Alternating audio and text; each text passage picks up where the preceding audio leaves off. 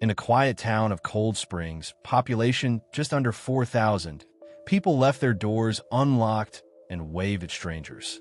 It was the kind of town where folks knew your dog's name and the color of your curtains. So when 27-year-old Lily Whitmore failed to show up for her morning shift at the Cold Pines Motel on a chilly October morning, the town felt it. Lily was the kind of person you remembered, polite, always smiling behind the front desk, handing out room keys with a warm, "Let us know if you need anything." She lived alone in a modest apartment, just a 5-minute walk from the motel, never caused a stir, and had worked there for almost 6 years without incident. Her manager, Cheryl Lane, tried calling her cell multiple times before deciding to walk to her apartment. Lily's door was locked. Her car sat in the lot, but there was no answer. By noon, Cheryl called the police, and by sundown, search teams were combing nearby woods with flashlights and dogs. Lily Whitmore had vanished without a trace. Detective Mark Reynolds, a seasoned investigator who had transferred back to his hometown for a quieter life, led the case. "People don't just disappear," he said to his deputy, scanning Lily's apartment. Nothing was broken, no signs of forced entry. Her purse and phone were gone, but her favorite coat still hung on the hook, and an uneaten breakfast bagel lay on the kitchen counter. Reynolds' first theory was abduction, maybe a drifter, someone passing through. The Cold Pines Motel was the only inn for miles and often hosted transient workers, truckers, and the occasional out-of-towner with secrets of their own. But none of the guests the night before reported seeing or hearing anything suspicious. Security footage? A dead end. The one exterior camera, mounted just above the motel entrance, hadn't worked in months. Budget cuts, Cheryl had said. A week passed. Rumors spread like fire through Cold Springs. Some whispered about human trafficking. Others suggested suicide. But those who knew Lily rejected that. She was gentle, her friend Dana said. A little private, sure. But she was happy, or at least she seemed that way. Then came the first twist. An anonymous tip came through the department's tip line. Check the reservation ledger for room 6. Look closely at who stayed there last week. Reynolds dug in. Room 6 had been booked for 3 nights by a Mark J. Cash payment. No ID required. Again, the motel's loose policies. But when they dusted room 6 for prints, they found several partials. One belonged to Lily. Another matched a man named Marcus Jameson. Jameson wasn't a stranger. He was Lily's ex-boyfriend. From nearly 4 years ago, they had dated briefly when Lily was fresh out of college and new to Cold Springs.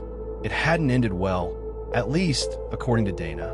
She said he got possessive, showed up at her work after they broke up, said he'd changed. She stopped talking about him after a while. Further digging revealed Marcus had recently moved to a nearby town under a different name. A parole record followed him: assault, criminal trespassing, and violating a restraining order. Reynolds had him picked up. Under questioning, Marcus denied everything. "I stayed there," yeah, he admitted. "But Lily and we talked. She reached out to me, said she wanted closure." When Reynolds pushed harder, Marcus said something strange. "I didn't take her. She left with someone else. Someone she knew well. You'll never believe who." It sounded like deflection until Lily's laptop, found hidden in a drawer at her apartment, revealed a series of emails.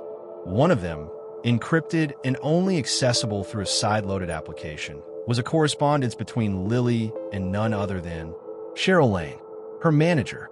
Cheryl had always been a picture of small-town hospitality.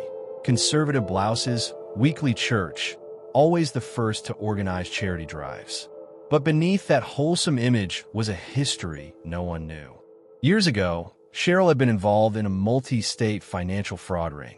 She had disappeared before charges were filed under her maiden name and resurfaced in Cold Springs as Cheryl Lane.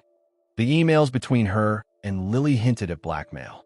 Lily had discovered the truth, somehow, and she wanted Cheryl to confess, or she'd go to the police. On the night Lily disappeared, she and Cheryl had met in room 6. Cheryl admitted, under interrogation, that they'd argued. Lily threatened to expose her. Things escalated. She hit her head, Cheryl said, trembling. "It was an accident. I panicked, but the forensic team found no blood in room 6. No DNA evidence suggesting a fatal injury.